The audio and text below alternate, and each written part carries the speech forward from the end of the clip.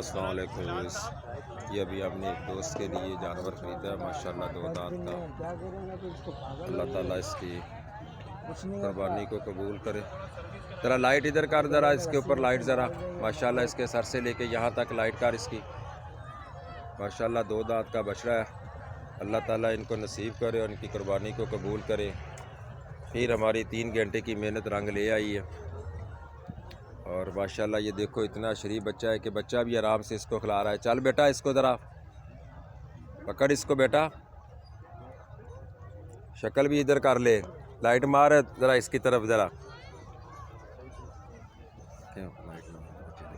माशाल्लाह देखे, अल्लाह ताला का शुक्र है कि जैसा हम चाहते थे कि शरीफ एक हमें बछड़ा मिल जाए जो बच्चे भी खिला सके, बच्चे भी खुश हो सके, खिला सके और खिला सके, दोनों चीज़ें शामिल है इसमें। अल्लाह ताला बस कबूल करे। तो अपना ख्याल रखिएगा। अस्सलाम वालेकुम।